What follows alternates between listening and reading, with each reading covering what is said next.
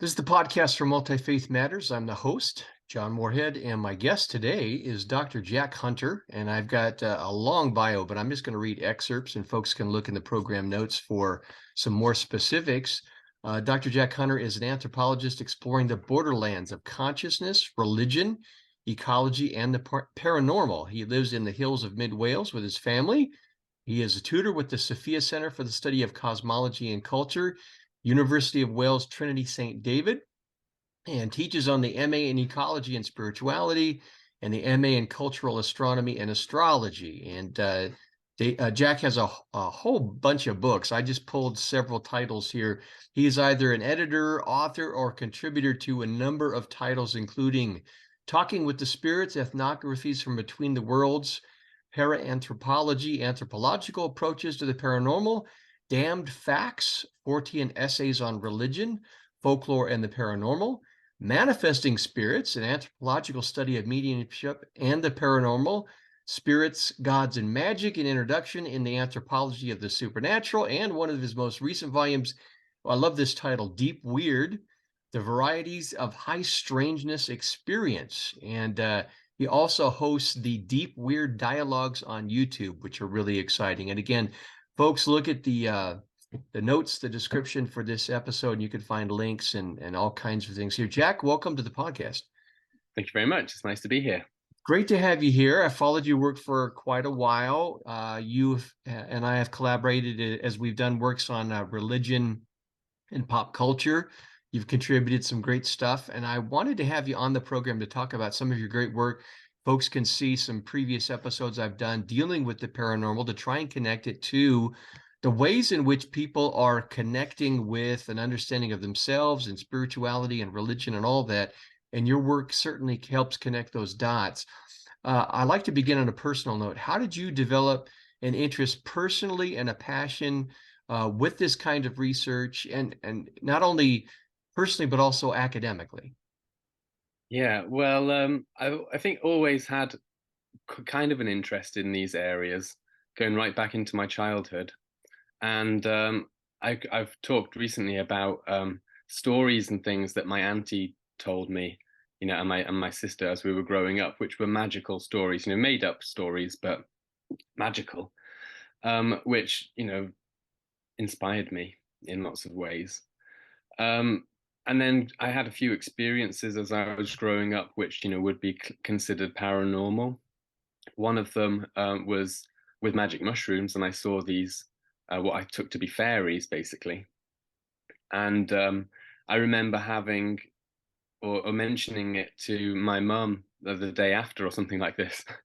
And she had this almost kind of like a bit of a negative reaction to the fact that I'd seen them, not in a bad way, but she just kind of responded to it. And that got me thinking a little bit about why some kinds of experiences are taboo. Even if to me it seemed like it was enough to comment on anyway. But to bring it up was actually kind of taboo. So that was interesting. And then when I got to university, I'd always been interested in religion, and in school I was probably the only one who was interested in religious studies. We all had mandatory religious education lessons, and I was probably one of the only ones who took it seriously. And I wanted to do A-level religious studies, but like I said, I was the only one who wanted to do the course, so they didn't run it in the school. So I kind of have always been interested in religious studies. But when I went to university, I went into anthropology, partly because of Indiana Jones, and partly because I saw religious education as kind of like anthropology in schools, where you could learn about different cultures, different religions and things. So anthropology seemed to be a nice way to bring these interests together. And I was always interested in archaeology as well. And I actually did an extracurricular GCSE in archaeology, which is like a qualification for high school. So yeah, I was interested in it. And then when we got there, I was so amazed because the first textbook that we were told to buy was Witchcraft, Oracles, and Magic Among the Azandi by Evans Pritchard. And I was like, yes, we're getting, textbooks on witchcraft, which is great. And the more that we studied, the more I became interested in the anthropology of religion.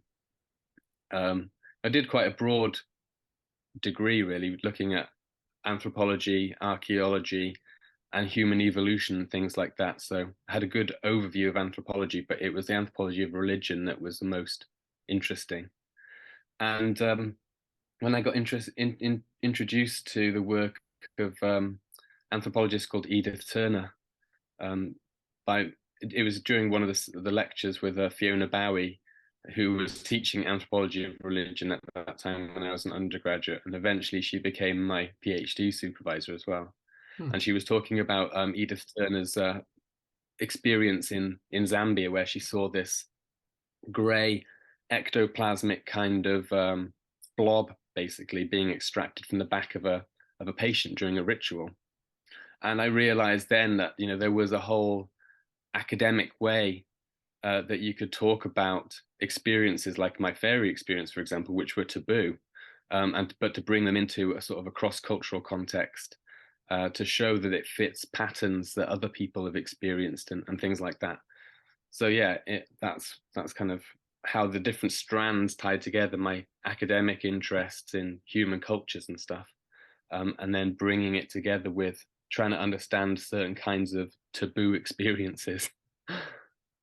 Now, it's interesting your mom's reaction. As you reflect back on that, was that religious? Was it just we don't talk about those kinds of things? What was, do you know what the motivation was for that? No, because my parents are not religious or anything like that, and they're definitely open to things. I think it was partly just because it was a bit naughty to be doing magic mushrooms and stuff like that. But also, to have such a sort of extreme kind of hallucination. She probably thought that I'd gone crazy that I was talking about it. Right, right. So I think it was more to do with that than any kind of like ontological aversion to it.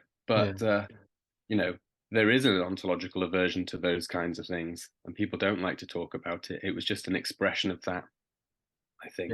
yeah. Well, I think it's really interesting that you bring the anthropological background to this. I recently had a conversation a few weeks ago, one with a folklorist and one with an anthropologist, uh, looking at monster studies. And it just dawned on me in reading their material and preparing for those conversations that they're not dealing with it metaphorically. They're dealing with cultures and people groups, or these are lived realities.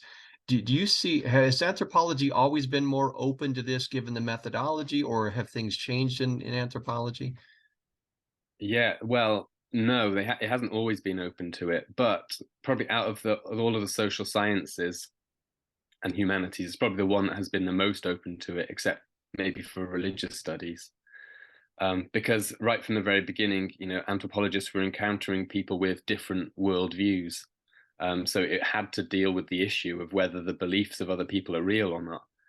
But early on, the tendency was to, and this became the kind of standard approach, was to try to reduce it down or explain it away in terms that fit the dominant, academic models, which are usually a kind, rational kind of empirical approach where only objective things count as real, for instance. Whereas, in many different cultures, things like dreams might be taken as part of reality, which we would deride. So people like E.B. Tyler, he noted the fact that people all around the world believe in spirits and things. He called it animism, and this was he thought was the foundation of all religions. But his explanation for it was that basically people misinterpret ordinary kinds of experiences and attribute agency to things that don't have agency. So he said, like, we have dreams, and primitive people, in inverted commas, had dreams, which they assumed to be real when actually they weren't. And that's where the belief in spirits came from. So the earliest approaches always tried to explain it away like that. But those early approaches were often kind of like armchair anthropologists. They were relying on other people's reports, for instance. So they didn't have necessarily a first-hand, though there are some exceptions. And even people like Tyler, he did go and do some field work. But, in general, they were armchair anthropologists, and they would adopt a kind of objective, detached position.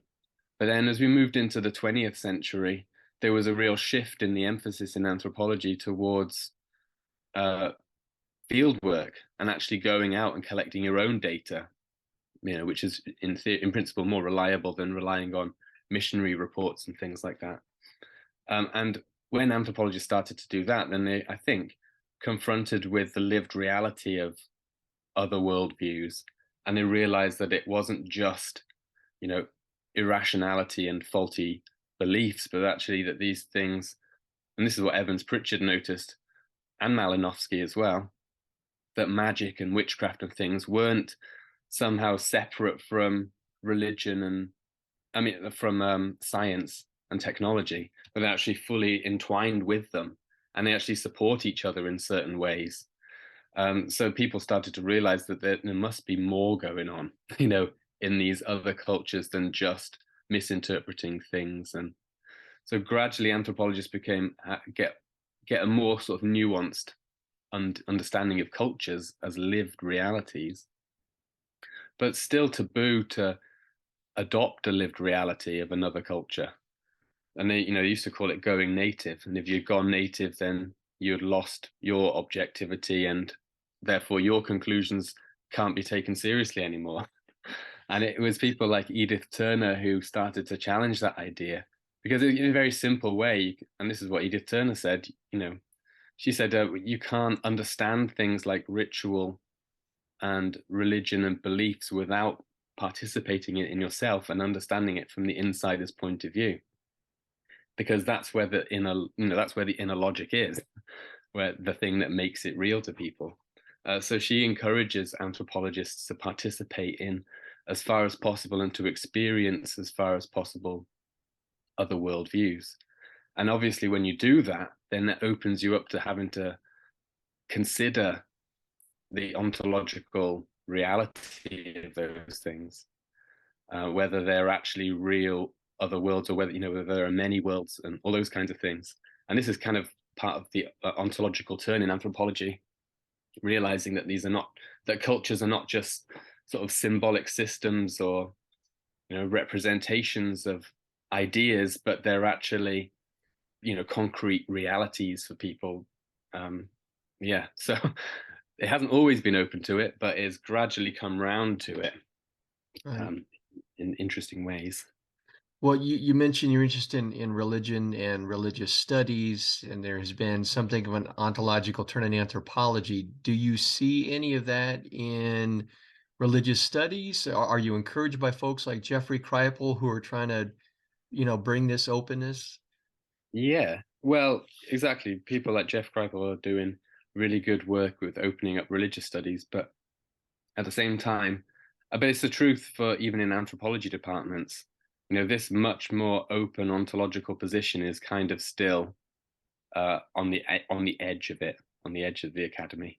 And as things are taught in universities and things, it's still a kind of like cultural social constructivism kind of approach, where basically they're teaching different cultures, but not necessarily teaching different ontological realities. Right. Yeah. So, So I kind mean, of the Western rationalism is still the basic assumption, operating assumption for how one approaches it. If you're to do objective scholarship, yeah, exactly. And it's still a way that it's taught from the very beginning in education, as we're teaching cultural systems, which are systems of belief, and they're probably wrong. You've covered, as I mentioned, as I was listing some of and those weren't all the book titles that you've done. Covered quite a lot of ground. Do you have, what topics are most interesting to you when you do? Obviously, they all are. You wouldn't do them, but do you have Yeah. some that are more interesting than others? Well, the way that I think about all of the stuff that I've done is it all builds on just the work that I've done previously, and everything is kind of an extension of or exploring down different avenues that different projects have opened up. So, for example, in the Damned Facts book, I started to talk about ontological flooding and taking a sort of a complexity view of things. And then that complexity view spread out into, we sort of started to see the synergy with ecological perspectives. And that's where, Greening the Paranormal book came out of that. And then an extension of Greening the Paranormal was, again, to do with complexity and diversity. Because when you look at ecological systems, they tend towards increased biodiversity. So it looks like, nature moves in the direction of creating more variety and things like that. And this is where the idea for the Deep Weird book came from, because extraordinary experiences also seem to follow this pattern, natural pattern of becoming increasingly bizarre and strange and more diverse.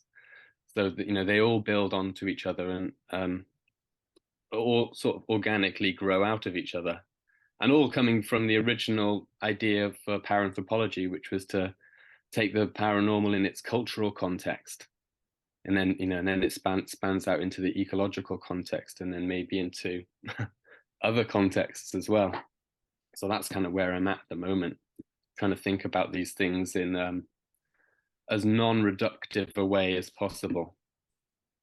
Well, you mentioned on a lot of ontological flooding, and it was in my list of questions a little later down, but since you mentioned it, this is a great time to bring it up. Um, can you describe what that is and how you draw upon it to try and move away from some of this reductionism that is out there in studying? Yeah, um it's got a few different elements to it. One of the first elements that came out of my research, my PhD research with mediums, and all of the different kinds of approaches that you have to things like mediumship in the academy, and as well as popular ideas about it as well. And when I was kind of doing my literature review, I was going through all of these different explanations for mediumship that were all kind of partial explanations or interesting or totally, going in the wrong direction. So, for example, like there's a social functionalist explanation for mediumship, that it helps people build communities around each other and things like that. There's a psychological functionalist view that says that it performs, grieving functions for people, or whatever, helps them to feel, classic, like stable in an unpredictable world and that kind of thing. Then there were cognitive theories, which said it was all about the way that human mind processes information, and kind of like how the brain works like a computer. And sometimes you get things that are miscategorized, and that's where possession beliefs come from. There was others that were reducing it down to biomedical explanations. Some people saying that it was epilepsy. Some people saying that it's schizophrenia. Some people saying it's dissociative identity disorder. And then there was all of the other different theories that, actually was contact with spirits of the dead, and, everything like that. Or that it was super psi, it's not really spirits. It's so basically, when it came down to it, the literature review was like, well, there's so many different theories of mediumship. And none of them, if you take any of them individually, it doesn't match up to the reality of what's actually going on. If you go to a seance and participate in it and experience these things, or if you talk to real mediums about their beliefs and experiences, none of them quite matches up to it, even accepting the total reality of it, because then you could start questioning the possibility of fraud and performance and all of that kind of stuff. So what I wanted to do was to try to have a position on it where you could take all of the different perspectives into consideration, basically put them all on the table and use them to build a nuanced understanding of mediumship. Okay, that is aware of the fact that there's fraud, and totally comfortable with the null hypothesis as well, which is that none of it is real. But, that's just one possibility amongst so many others. So the idea with ontological flooding is one of the ideas with it is to put them all on the table, or let all of these ideas flood over us, and then build up a, like I keep saying, a more nuanced picture. If we just went down the perspective that it was all fraud and delusion, then you ignore the social functions that it performs, the psychological functions, the cultural elaboration of it. You could study mediumship just in terms of performance, or just in terms of like drama and things like that, which would be a whole interesting thing in itself, which, a a blanket dismissal would ignore. So yeah, basically that's what it is trying to do. And the other argument, or the other angle on it, was a response to, in the social sciences, there's this thing called, it comes from phenomenology, where you bracket out questions of reality so that you can just study the social facts. Um, so you don't have to ask whether the spirits are real or not. You can just study the belief and the impact that that has on people's behavior. So you put the brackets up, but that is also a kind of ontological choice or decision that you're making. You're saying which stuff you can study and which stuff you can't, which stuff is real, which stuff is social, and that kind of thing. So in a way, it's better to knock down the brackets altogether, and confront, face up to the ontological question. So it's ontological flooding. Then is basically saying, knock down those barriers and let all of these different possibilities in to be considered. Don't dismiss them, and don't dismiss the null hypothesis either, but understand them all as perspectives on it that can give us insights into aspects of the thing without fully explaining it, or giving us a complete picture. So yeah. Yeah. Uh, we're talking, academically about your studies and this kind of thing, which is important. But I also want viewers and listeners to try and have a feel for the kind of work that you're doing. And a part of what you're doing is this participant observation, these ethnographies. Can you share an aspect of your research when you were doing your academic approach? You're trying to maintain some level of objectivity to understand, but you were also personally touched and moved by the experience that you had. Yeah, well, my PhD research is probably the best. It's the most sustained, long-lasting piece of fieldwork that I did. And basically, I went to this group in Bristol, in the UK, called the Bristol Spirit Lodge, and they were a private home circle developing trance and physical mediumship. And I was inspired, like I said before, by Edith Turner's suggestion that if you want to understand what's going on, then you need to participate in it and experience things as best as you can. So I went to the seances, and I decided from the very beginning that I was going to participate in them. I was going to attend seances, and even went to the extent of doing mediumship development sittings for myself to try and develop my own mediumistic ability, which was a very strange experience, because I've never thought of myself, or had never thought of myself, and I still don't think of myself as a medium. But when we did this development sitting, and it was only the one sitting as well, uh, I had this very strange experience where both of my hands started to tingle.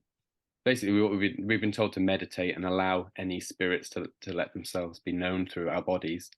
So I just went with the flow and meditated, and my hands started to tingle, and my left hand, it started to feel as if it was being pushed up or lifted up by something, and I was in such a strange state of consciousness, state of awareness, that I could feel my physical body, and I could feel that it was moving, but at the same time, I was consciously aware that I wasn't willing it to move. And it did this whole thing. It lifted up and it started to wave around. Basically, I suppose it was almost like my hand was waving. I was sitting there with my eyes closed and kind of feeling it happen, but not willing it to happen. And it freaked me out. And I snapped myself out of the experience. And kind of everyone in the group laughed at me and had a little giggle about it, because I guess it must have looked a bit funny. And I was just like, I don't know what that was, but I went in to do it again. So that was for me one of the most important insights into mediumship, because I know now that when someone talks about a trance, for example, falling into a trance, that from my own experience, yeah, it's possible to enter into that state. And at the very, it's possible to have an experience that at the very least feels as if you are being controlled by something else, or that you're not in control of your own body anymore.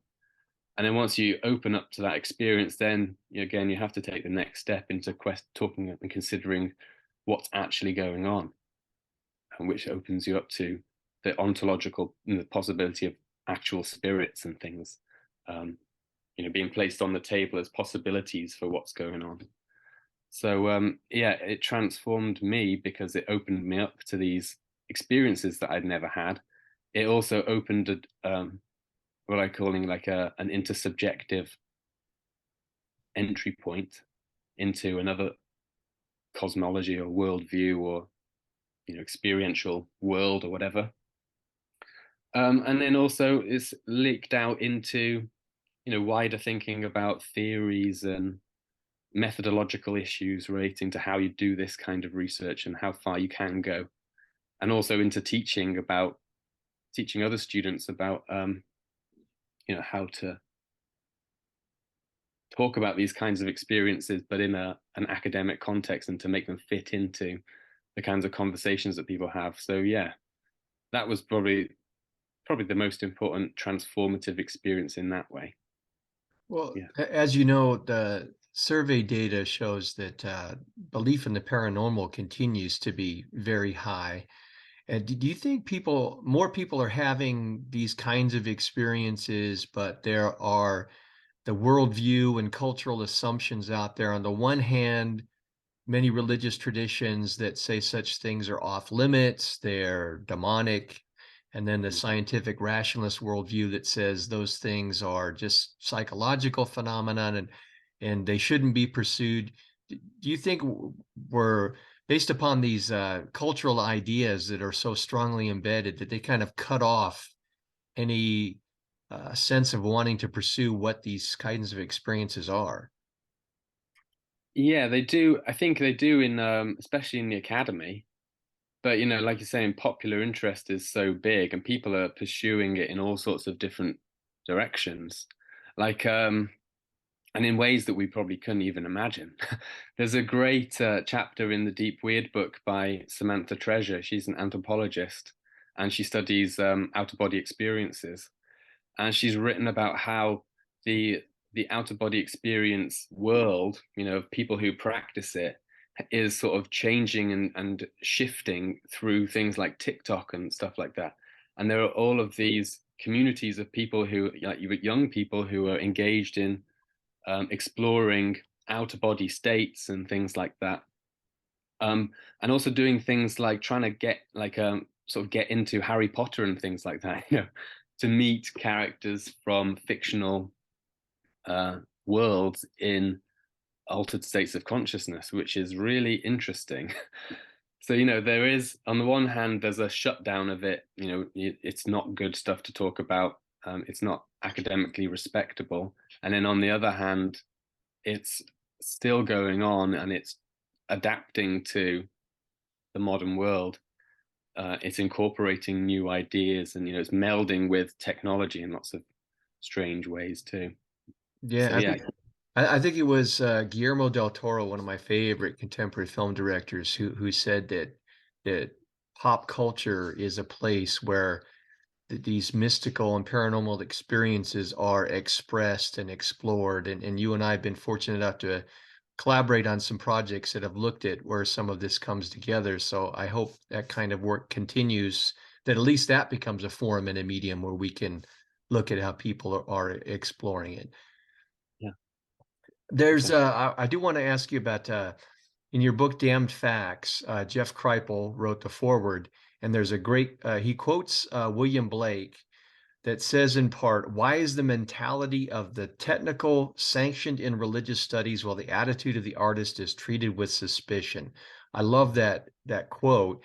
Can you elaborate not only in regards to Charles Fort, people may not who are watching and listening may not be familiar with his work, but also how this connects to the study of the paranormal and religious studies more generally?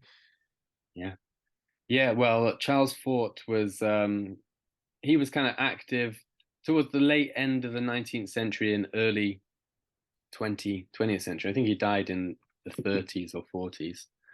And he basically collected anomalies from scientific journals and magazines and things. And he collected all sorts of different kinds of strange events, some of which were kind of, naturalistic kinds of events, like fish falling from the sky and odd things like that, and other things were like proto UFO experiences, people when people see lights in the sky and stuff like that.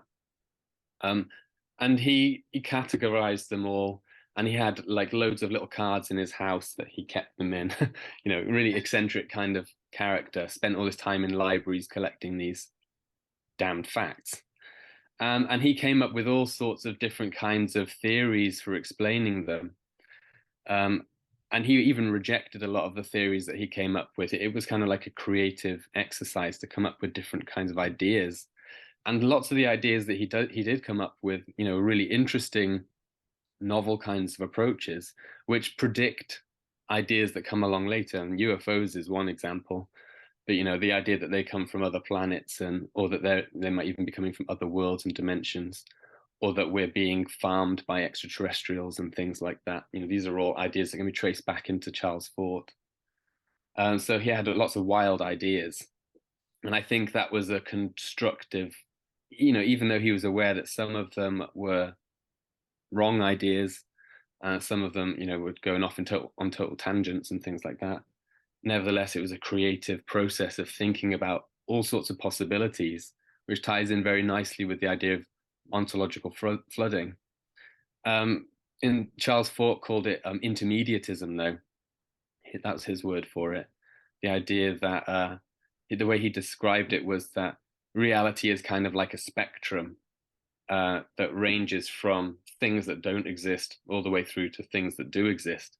So there's like a whole scale of things that are some things that might exist, some things that partially exist, other things that are very concrete.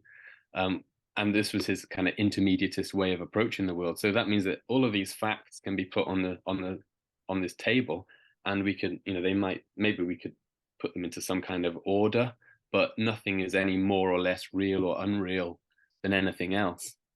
And again, that's a really interesting way for thinking about religious studies and approaching the, different worlds and different cosmologies and different ontologies.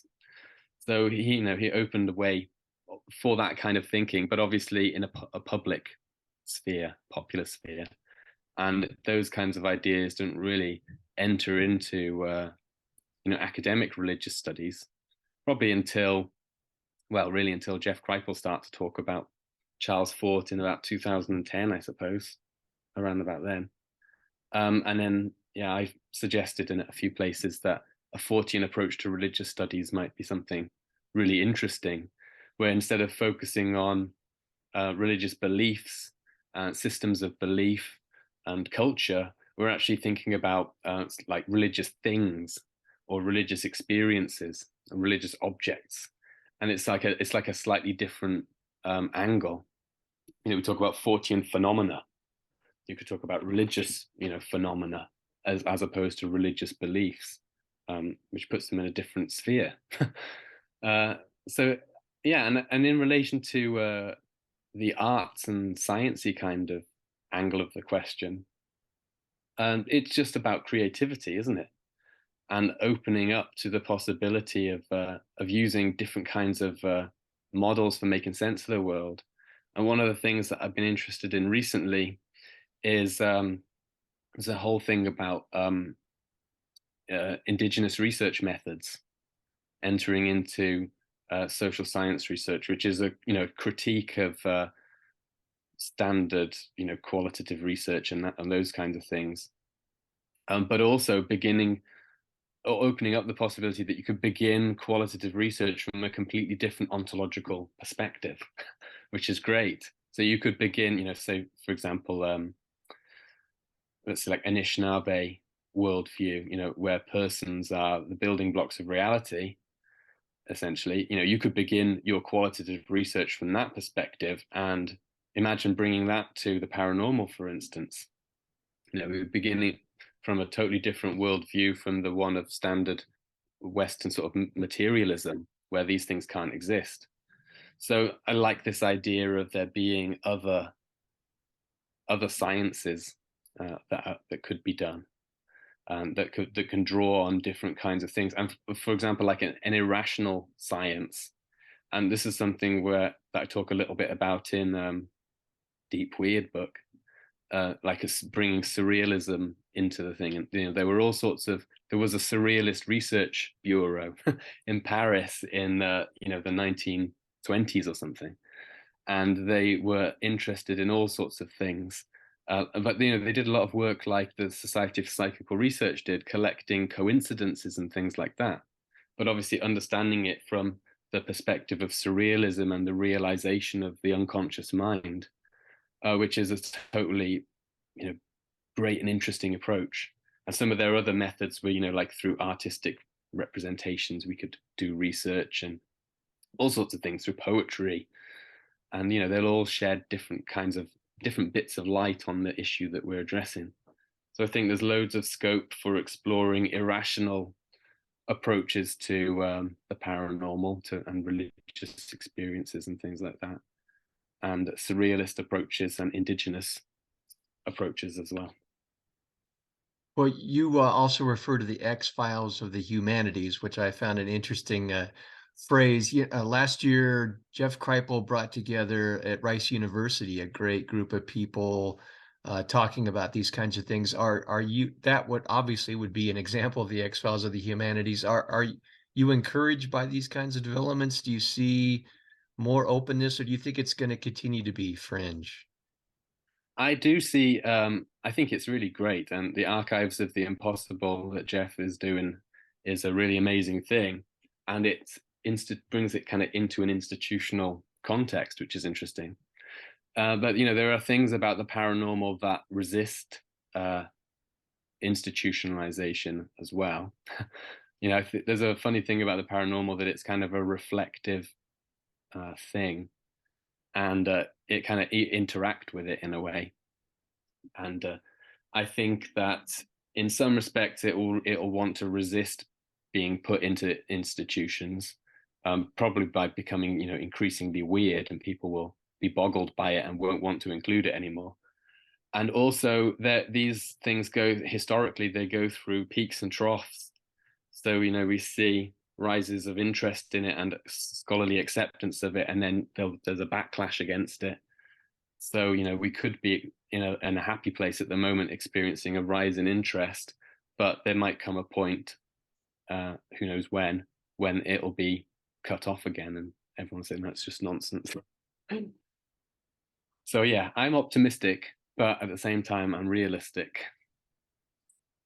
So are you content to kinda if your niche stayed where it was, that would be fine?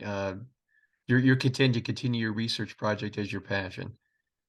Well, it'd be nice if it could be translated into, some kind of tenured job, but Right, right.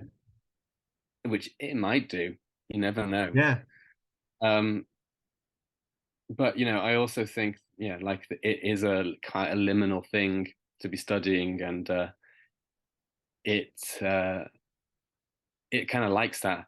It's like with my books. I mentioned this a few times that they're kind of like pulpy.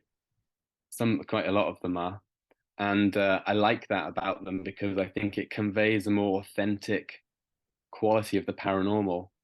If you look at all the old 1970s paperbacks with the crazy airbrush artwork on the front covers and things, and then you open them up and you're like, ooh, this feels amazing. Whereas if you, for instance, pick up a book like a Routledge companion to the paranormal or something like Right, that, right. it's like, okay, it's interesting stuff, but it doesn't like make you feel in the same way.